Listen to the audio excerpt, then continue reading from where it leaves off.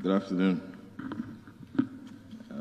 The Deputy Speaker of the National Assembly, Honorable 𝒕𝒉𝒊𝒔, clerk and staff of the National Assembly, the United Nations Resident Representative, Madam Asa today, the Honorable Speaker of the National Youth Parliament, the Deputy Speaker, clerk and National Youth Assembly members, His Excellency, the British High Commissioner, His Excellency, the EU Ambassador to the Gambia, Mr. Samba Nyankwante, founder of the Youth Parliament, the National Assembly members who are present here today, ladies and gentlemen, good afternoon to you all.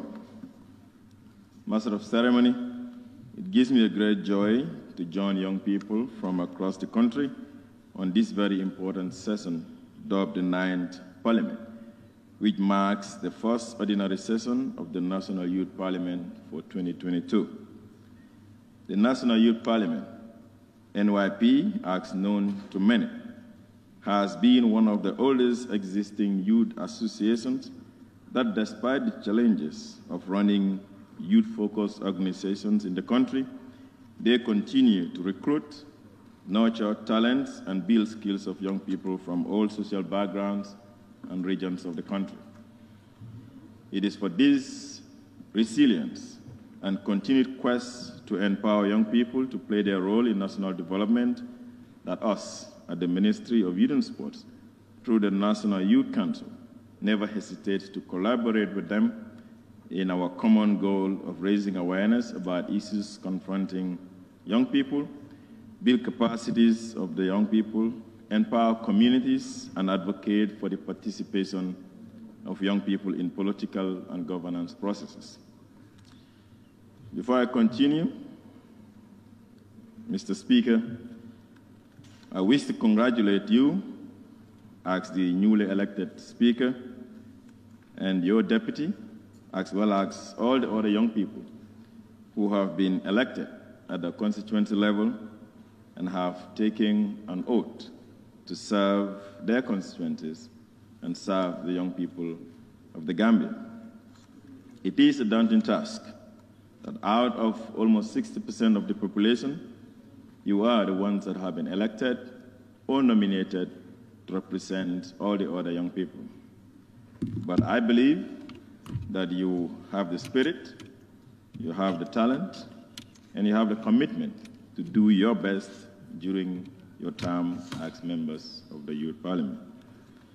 Let me assure you that as a ministry and government in general, we will continue to engage with you as much as necessary and further strengthen our collaborative work in all areas of concern to our youth constituents that we professionally and voluntarily serve.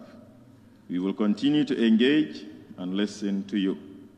This is an undeniable right that you have as youths of this country, and a duty that we as public servants have towards you and the people that you represent. Honorable Speaker and members of the Youth Parliament, as you start your 9th parliamentary sitting, I wish to remind you that despite the limited in numbers, you are representing one of the key, or in fact the most important, sector of our society, and that is the youth. And while your resolutions might not be binding on government and stakeholders, they go a long way in giving the policymakers ideas about the major concerns of the youthful population of this country. Beyond the resolutions, the ordinary session is an opportunity that gives young people a platform to voice out their concerns in a free and democratic space. It is therefore important that all of you present here and participating in the ordinary session take it serious and, of course, be realistic in your submissions and your arguments. The clerk, who is the master of ceremony, I'm of the conviction that the 9th Parliament will create avenues in which its honorable members will have their skills built in different areas and knowledge enhanced in various topical issues, especially those related to social, environmental, and emerging phenomena. I know for a long time we have done a lot of work in areas of political participation and peaceful coexistence, raise awareness on harmful nature of tobacco, safety in motor and road traffic, among other issues. However, I want to challenge your leadership to, while building on the previous gains, do more work in the area of drug abuse, climate change, and livelihood skills acquisition.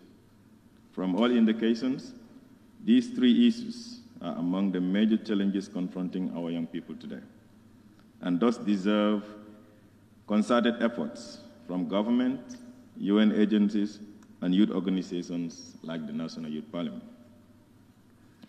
The ministry will take the lead in this and has, among other ongoing ventures, been doing so through the National Youth Service Scheme, which today has more than 300 young people undergoing 2 years livelihood skill development training in different institutions, through the apprenticeship training program and the COP members' regular program.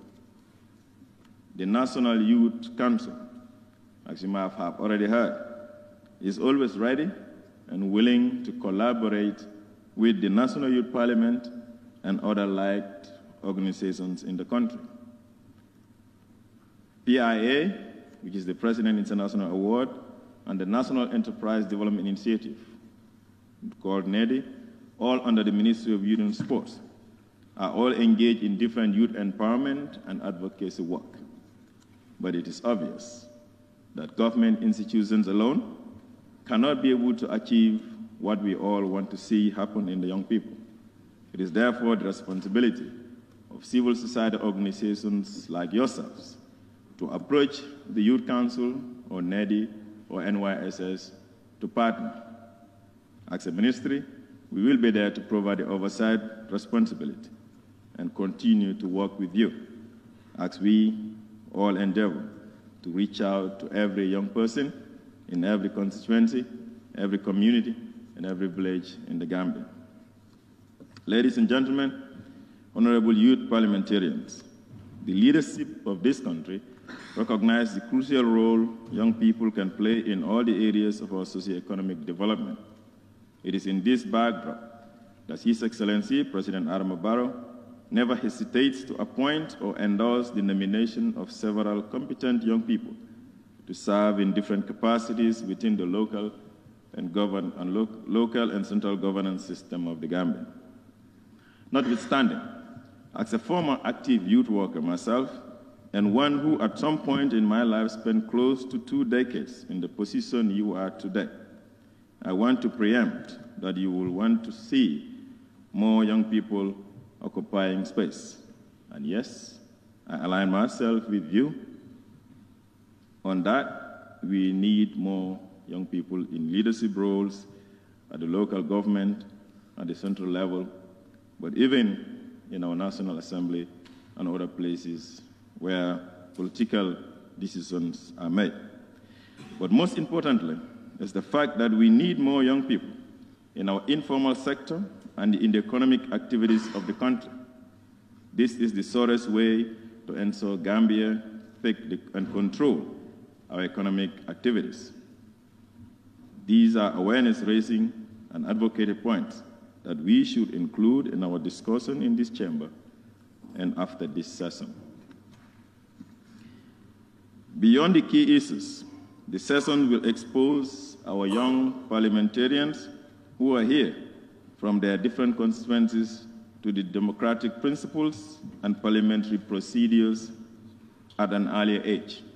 This can prepare you for the future roles that you might have in your future endeavors, including becoming members of councils and members of the National Assembly and other different roles. Before I conclude, allow me to thank the United Nations Development Programme, UNDP, and other agencies and other UN agencies for not just supporting this session of the National Youth Parliament, but many other projects that the youth sector in the country continue to do. The ministry is appreciative of the strong collaboration we continue to share with the United Nations office in Badjie. I wish to also extend appreciation to the Honorable Speaker and the leadership of the National Assembly of the Gambia for the long-standing relationship between the National Assembly and the National Youth Parliament. I want to once again assure you, the young people of this country, that us at the ministry are always willing to listen to you, are always willing to take your concerns on board and work with you and other stakeholders and other ministries within the government cycle to ensure we do our best to address the concerns that you have. At this juncture, I wish to declare the 9th Parliament and ordinary session of the National Youth Parliament officially open. I wish you a fruitful deliberation. Thank you and God bless you all. Thank you very much, our Honorable Minister of Youth.